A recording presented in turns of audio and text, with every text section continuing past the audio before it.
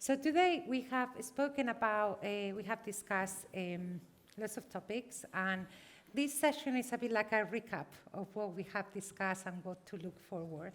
So we're going to talk about, first, we're going to cover that issue of impact across asset classes. During the break, a few delegates came to me to say that they really enjoy the presentations because they were all very different, and we were looking at impacts from different perspectives, which I think is very important.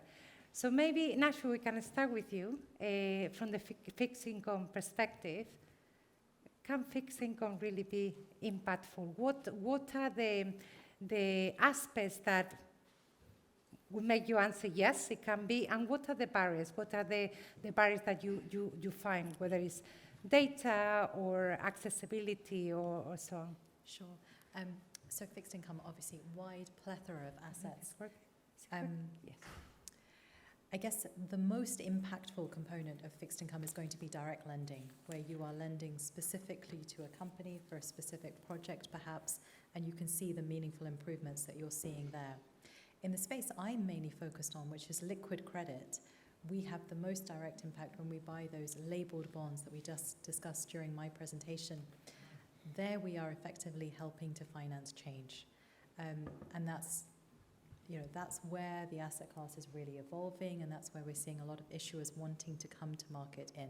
So that gives me a lot of confidence that actually, fixed income as a whole is growing in importance in terms of the amount of impact that can have.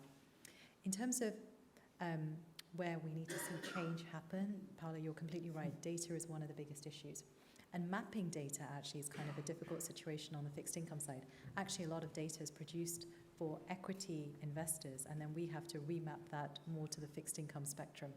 So that's an issue.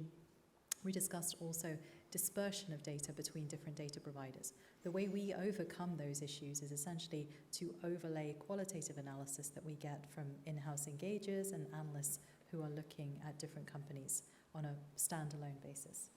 Thank you very much. I don't know if anyone wants to comment on the fixed income side, or we can move, I think we'll come back to it later on, but we can move into the listed equities section. So there is a lot of discussion about that, and there is a lot of controversy as well in terms of whether you can be really impactful on listed equities. How can you do that additionality or intentionality that is such an important aspect for impact investing?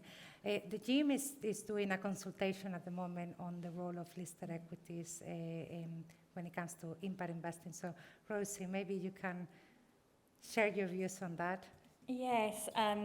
Just before I dive straight into listed equities, I think what's really struck me today is there has been a lot of discussion about the size of investment that is needed to fill that gap to meet the Sustainable Development Goals. So it's my really strong belief that impact investing has to be inclusive of all asset classes. That ecosystem that you mentioned, it has to encompass all asset classes because we all have a slightly different role to play. And I think when you're thinking about impact through listed equity, I like to think of it in one way as playing the role in the life cycle of the company. Often very impactful companies, they will start off life as small and needing kind of the catalytic capital that we've discussed earlier, the support and capital from private investors.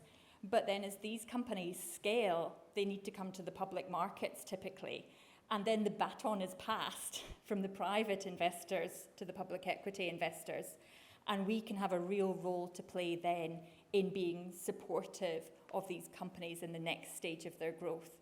Because in terms of that additionality that you mentioned, we have more limited opportunities to provide that financial additionality. Of course, we can participate in IPOs, we can participate in secondary capital raisings. But I think the real additionality we can offer companies is our support in terms of achieving their long-term goals. We can offer challenge in terms of helping drive them along that road to making positive change.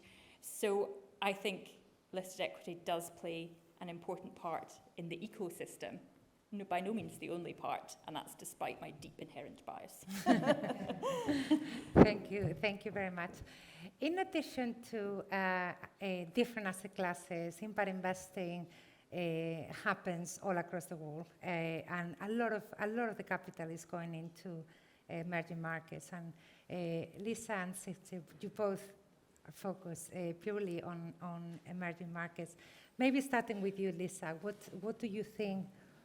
What are the main challenges you find, whether it's finding deals or pipeline or data?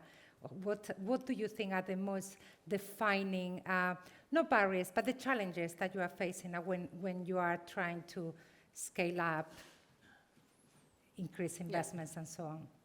Maybe I can start also by saying that indeed I think the impact investing and the way we see it, in the end we need all kind of players, because in the end I think we should only be doing impact investments that are intentional with with an impact on the people and planet. It's interesting that when we start discussing emerging markets, we start talking about challenges, because I do think and I believe that we can make a very high impact when we start investing in emerging markets. So in that sense, it's a great opportunity, I would say. But we do indeed have some challenges. And I think one of the things we see is that, and I think it's been mentioned already several times by Laura, but also by others, there is this huge financing gap. And I think we need to find the solutions that can attract the deep pockets towards these type of investments. And I don't have an answer yet, but I think by working together with many type of different organizations, we will get there. But yeah, I think that's a challenge. We need to get more people investing in those emerging markets. Thank you very much. Yeah, maybe to add to that, I think what we experience as a challenge to attract this enormous amount is that there is still the risk perception that emerging markets are very high risk. And well, I think since we are working in financial inclusion since 2007, we don't experience that so much, and we generate a common adjusted risk return, and we don't experience that risk. Plus, I think you can also think of innovative tools to use blended finance, grants from government or NGOs, and combine those approaches into solutions that make the risk profile and the financial return profile a little bit better, so to be able to attract more capital. So yeah, that's how we look at the opportunity to unlock more capital to the emerging market. Thank you very much. I would like to talk a bit more, and following on Rosie's presentation on impact measurement management. It's just such an important subject, and there's been so much development in that area. I think if you asked me 10 years ago, where do you go for impact measurement management? So, well, I go here or there. There is, every few months we have, and also in a different standard, but a different benchmark or a different initiative to somehow find some common grounds when it comes to impact measurement and management. I would like to get your opinions on this, all of you. How do you do it internally? Because a lot of the IMM that is done, it has to be fit for purpose. So there is a lot of internal standards, internal frameworks that are being developed. How do you find having all of these big developments happen in the industry as a whole? Has it changed the way you do impact measurement and management internally? I don't know, Sytske, maybe you want to start? Yeah, I think, for example, what the Gene is doing with the Iris Plus is a good example of where they really help to write a language and align indicators so we can all, if we talk about, I don't know, poverty, we use these indicators. I think that is super helpful. Also to have the discussion with investors, okay, what impact are we actually talking about? Because the SDGs are interesting, but they're super broad. So you really have to dive deep into them. Yeah, the real indicators to make sure you aim and have the same intentions if we talk about certain goals.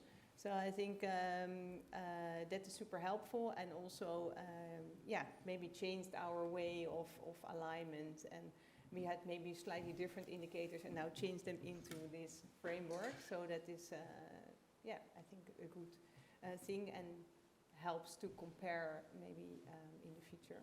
Although I think that is also has also some challenges and disadvantages, that you only are going to look at certain numbers, and then, is that the impact?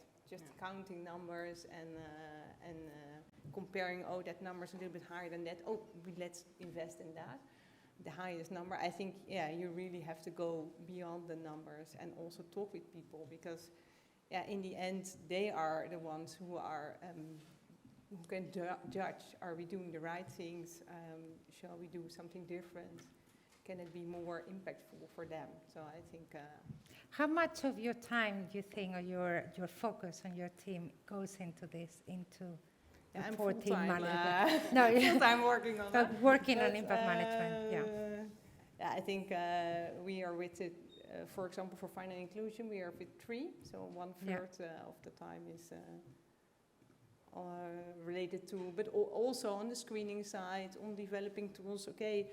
Before we invest, where are we looking at to make sure that the investment is creating impact? Because impact measurement is always at the end. Yeah. And if you really talk about impact, you can measure it only after a few years, because you are measuring change. So it's also super important to focus on the beginning at the screening side, to make sure that you look at the right things before you put your capital in. Thank you. Lisa? Yeah, I exactly what you were saying. No, I Say it think again. it's not as simple as measuring numbers. It's hard work, and I also found that a lot in your presentation, Rosie. So I think that was really good. It's not simple. It takes years. You need to indeed work with the communities that you're trying to have the impact with. So if you only measure it in numbers, it's far too simple, and you lose the richness of what you're trying to achieve on the ground. So, But it's also very important to bring more investors in, because there are investors that are used to see the numbers to make the decisions. It's standardization, harmonization, transparency. It's all super important, and you need the other bit as well. Yeah. Thank you. Rosie, you spoke about it a lot, but Yes, and just what I put in would the just perspective. add is, so I agree, data is super helpful. The more data we have, the more helpful that is. It allows us, the more standards that we have, it allows us a common framework. The one kind of danger that lurks in my mind that I hope as an industry we don't fall into is that we gravitate towards making investments in investments that are easy to measure. Because, I think that is it, that they're the obvious investments. Oh, great, it's easy to measure, so that kind of mitigates almost my impact measurement risk. Whereas I think we want to be fully inclusive of investments that might be harder to measure, but are really driving change. So that's my one kind of little alarm bell. Although being really, I think lots of moves that we've made as an industry are really encouraging. But that's my... No, I fully agree. Also with doing investments in emerging markets, it's so much more harder to gather your data from a small company in Zambia than it is from a large corporate in the European Union. So, Is that improving, do you think? Is maybe technology helping that, or how? I think yes, but still it's probably also, I think Verle mentioned the capacity building, that part is really necessary to bring that further, and different stakeholders should play a role there. Nachu, I don't know if you have anything. Just adding on top of everything that's been said, which I completely agree with, I think what resonates really with clients is stories and case studies. If they get an understanding of what you're actually achieving, they get a lot more confidence investing with you, and actually you being able to find the right investment opportunities for them. So going deep into the micro level also, I think, really helps in this. It's also learning to report in a different way. Yes. It was always used to look at spreadsheets. Exactly. Yes. So we're talking about investors and the need for this reporting on impact, if they are to move into impact investing. There is another big barrier, challenge, also opportunity to bring more investors in and to change a bit the shape of the impact investor. So it's not just a pension fund, it's not just a family office, a foundation, but maybe retail investors through pension schemes and so on. So I wanted to ask you, Rosie, about that, because we talked earlier about listed equities and the fact that impact investing is now present across asset classes, and that is also part of the process of making more perhaps accessible, because not every investor can invest in private equity funds. Yeah, and I think that's again part of the, as I said, the opportunity of creating this ecosystem across asset classes, because you want all types of investors to be able to participate in impact investing, whether they're very small or extremely large investors. And so you want a range of options for them that are accessible and are affordable and match their risk profile. And match their time horizon as well. So that's where I think all asset classes can play different roles for different types of investors, depending on their own kind of financial goals as well as their impact goals. You think we are close for that to happen, for people, that retail investors that are investing maybe in a third pillar pension fund to choose? So it's interesting. I've been involved in some work over the last few years with the DCIF in the UK, which is an organisation that looks at defined contribution pension schemes. Interesting, exactly what you say in terms of case studies. Their membership at a retail level want to be able to allocate their capital in an impactful way, and it's through storytelling that they can connect with that. And actually DC pension schemes are finding that extremely attractive, because they really struggle with member engagement in general. So to be able to have a way of engaging people in their pensions has been really kind of powerful. Fantastic. I don't know if you want to add something to that, how the sector is changing. Are the profile of your investors, of people moving into your fund, changing as well? How do you see? Well, maybe interesting is that we started in 2006 as a company managing a fund for ASN Bank, together even at that time with ACTIAM, which provides the opportunity for retail investors to invest in financial inclusion.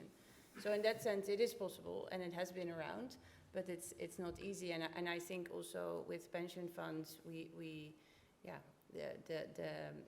due to several reasons, I think the sector is developing, and it's more difficult to access, for us at least, as a impact investment manager. That are the opportunities. I think you also mentioned it, the skill that is required to attract that kind of capital. You need to work together, and you need to both want to create a solution to make that work. I have one almost final question, but because I would like to have a bit of time for questions from the audience. And in recent months, there's been a lot of controversy, backlash around the ESG sector in general. We've seen moves by some US pension funds very recently, and there's been a lot of concerns about greenwashing. And now we are talking a bit about impact washing as well, is that because everyone is impactful.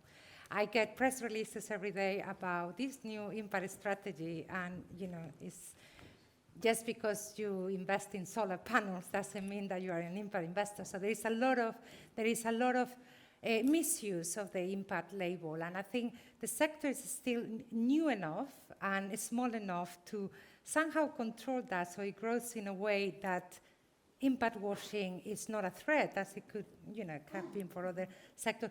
What do you think, as some of you larger asset managers, what does the investment management sector, new players that are moving into the impact space, what do we need to do to avoid that people, when they see impact, they think, oh, not sure about that, I've seen it everywhere? Yeah, I mean, I think one of the key things is proper due diligence, making sure you understand exactly what investment you're allocating to, and ultimately questioning the manager in terms of what they're actually trying to achieve with the strategy they're doing. So proper due diligence is key. One thing that we've learned, especially in the bond space with the growth in green bonds, has been greenwashing and the impact that can have.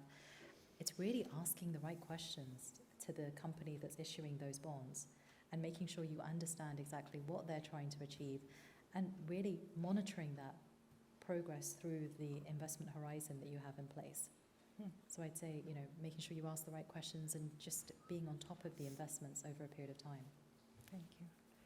Rosie? Yes, from a bottom-up perspective, completely agree. It's all about that kind of fundamental analysis, really understanding the investments you're making.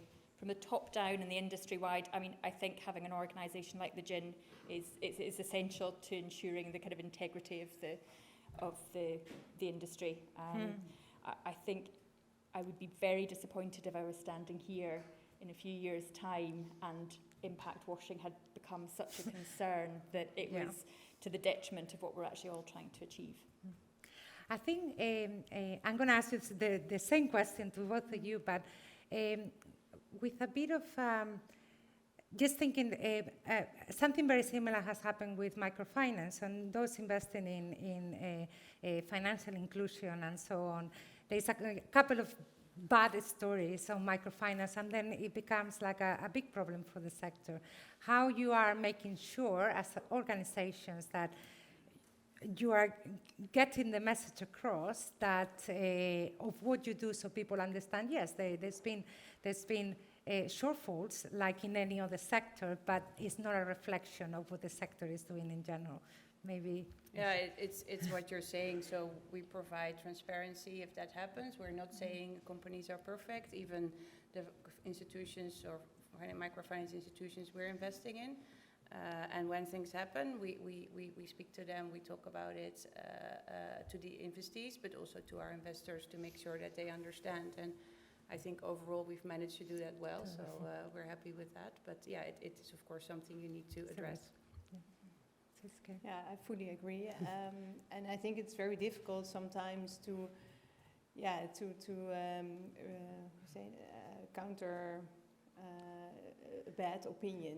Yeah. So if there is in the media a big article and they just And ask, especially because these articles is about this person with this face that in impact works so well to demonstrate impact, but it can also work very well to demonstrate the shortfallings of some, Yeah, and then it is very difficult to demonstrate the opposite because you're always 1-0 behind. Yeah. So I think that is something we struggle with. But I think there's also, to your first question about the differences and also how to prevent greenwashing, I think there's also a big responsibility for us as asset managers. And we, for example, in ACTIAM, we have many different funds, also listed funds, debt funds, and emerging market funds. And I think we have to be very careful how we call each fund. And if is everything equal and is everything impact, or can we differentiate there? And I think you really have to be precise per fund. What is the intention and what level of impact are you achieving? So I think there's also a responsibility for us to make that clear and don't put everything in the same impact bucket. And maybe to add also, because I think as Nachu was also mentioning about the due diligence, that's of course what we also do. So when we engage with financial institutions, we look at how they operate and how they work with their clients. There's a standard within the sector, so there are many things, of course, that you look at upfront to prevent such things from happening. Yeah. Anyone else would like to add anything? Otherwise, I'm going to open it to the floor. We have a couple of minutes for questions, if you have any. And I'm going to ask you a favor, when you pick up the mic, please, if you can introduce yourselves, please. Thank you.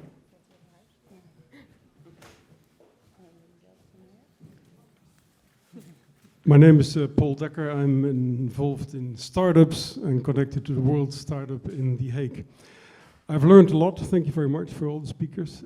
I've heard a lot of numbers, but I'm utterly surprised in a way, because the last speaker said that we need a deep change. But I must say the sense of urgency, I do not really feel that. And I also feel that the tone of voice is very friendly. We have been talking today about 1% of global wealth, i.e. we have not spoken about the other 99% of global wealth.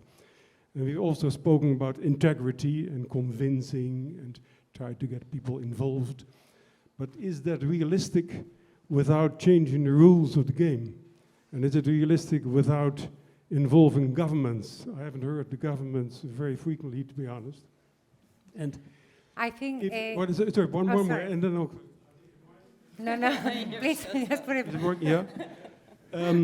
If we realize that there is 6 trillion waiting, cash, if we continuously say we need more money, we need money to invest, how come labor is charged globally and wealth is hardly charged? That's one. The other thing, how come marine shipping is not VAT taxed? How come kerosene is not VAT taxed? Well, that's the beginning of a long list. Look at the governments and the systems. And I have respect for all your great words, but it's urgent, and that's what I miss. So that's a really big, very, very big issues and big questions. I don't know if anyone wants to take it. It's a very, very, very big question. Maybe also one of our speakers from early on that are still in the room, Laura, if you want to, but please, if you want to add. Well, I think you're absolutely right. It is urgent, and I think we do need everybody, but you start with yourself and what's the change you can make, and I think that's what we're advocating here, but fully agree with the things you've been mentioning as well. Laura. Thanks. So I couldn't agree more, and I think one of the problems, I was reflecting when you were talking about the impact, and I thought, you know, it's so much more work actually. Yeah? When you work in impact, it has so it's enormous resources, it's much more cost. So I can understand that, you know, some of the members of the financial industry are scared away. And one of our fundamental problems is that if you want to do good, you're actually being punished with it, with an extra cost and an extra effort. And I think there's one question we haven't asked today, is the price of externalities. You know, because everything we do has an impact, positive or negative. So now we're all talking about the positive part, but nobody's talking about the price of the negative part. And I fully agree, the government has to start putting that in. And we need to talk about divestment and stranded assets. That if you invest in something stupid, the externalities will take into account, and then you will lose the money anyway. And if you divest, you say, I'm not doing this anymore, punt. Another question over here, please. I have a question. Oh, my name is Kim Marskovic. I'm involved in helping family offices with it's okay? Yeah. Actually, it's a question for Laura and Wouter, kind of going on to your, continuing on from your question. So my question is, what kind of courageous actions can we make? If you had tomorrow all of the people that you needed, all of the money, say someone gave you 500 million euros and you had all of the expert advice in the world, what practical actions would you take to make these sort of urgent changes? Maybe I think I would do a lot of campaigning with larger audiences. Try to change the public opinion, to change the elections, and try to get governments that actually are going to do something. But. In fact, if I look what the different organizations in the impact investing ecosystem are doing, then I think, well, the right things are happening, but the main thing is they're not happening fast enough and not happening big enough. And indeed, the role of the government, of governments, is really, sometimes it's a step forward and 2 steps backward. well, this is a long conversation we can have over drinks probably. A lot of drinks probably. In our next conference. Any more questions? Oh, okay. Yes, All here. I hope I'm not the elephant in the room. I'm, I think, the only bank or wealth manager. If you can introduce Yeah, yourself. my name is Martijn Schoonhoven. I'm with Yield Inc. Oh, It's a sorry. small Sorry. company that I started out of frustration because servicing wealthy individuals through banks did not give enough solutions to invest into impact. But now I'm a wealth manager that's trying to deliver those solutions to the clients. And there's one thing you guys can help me with, because I'm investing with my company in some of your solutions, is how, in Earth's name, can I aggregate the data to explain to my end clients who want to invest into impact, how you can compare the different funds, or how you can have an end result of a diversified portfolio. So with the individual solution, it's easy, because you have a framework of your own, etc., but everyone has its own framework. But how can I deliver an integrated solution to my client? And that's where I need the collaboration with you guys to have a common understanding what's going on. So I cannot influence things we cannot influence, like turning around governments, etc. But how can I educate my clients with your help? So I think that links to the issue of reporting that we were talking earlier, how you can improve your data, your reporting, your measurement, so clients, customers, investors can see the results. I don't know if any of you want to add anything else on how much of your time is spent on that. If the market is going to develop and grow outside the institutional space, so his end clients need better information. Yes, and I have a great deal of sympathy with that, because I don't think as an industry we make your job at all easy at the moment. That if you invest across different funds, even in the same asset class, we're all reporting in different ways. I don't have a solution for you, which is probably not what you want to hear, but I have a great deal of sympathy with your view, and I think it's something that we do have to think about and act on in order to mobilise the capital with the urgency that we've been talking about today. Maybe to add, I think I have partly the same problem, because we also are building multi-thema solutions, and then and fund in fund. So then you have to aggregate these data sources, and I think if you all use the same indicators and the same language, that is already a good step forward, because then all the different funds can provide the same type of data, and then you can aggregate at a mandate or a higher fund level. So I think it is a challenge. I know that feeling, but I think we are, with standardization, getting a little bit closer to a more aggregated framework. Thank you very much. I think we have one question, and then he's got the microphone already, so he wins. Thank you. My name is Jan-Bertus Monenkamp. I'm working for Impact Orange Investors, a small Dutch firm. And I was seeing the results of the NAP study, and what strikes me is that, let's say that the Dutch institutional investors are doing some impact, but they're doing a lot of the impact in the Netherlands. And I heard that emerging markets are a way to go. So how does this gap exist, and can we do something to change that? Anyone would like to jump in? I think one of the things that it has happened in the UK a lot as well is that a big part of the impact investment sector in the UK that is very social investment is very local. So people want to invest locally. I wouldn't know how to answer how can we get investors to invest more elsewhere. I don't know if that is an issue that you see with some of your... I mean, I think... Obviously, you are an emerging market, so... Sytske already went into, I think blended finance is one thing that could help, where you de-risk a bit of the portfolio. I think I also agree that the perceived risk is probably higher at some cases than the actual risk, so there is, I guess, education to do as well.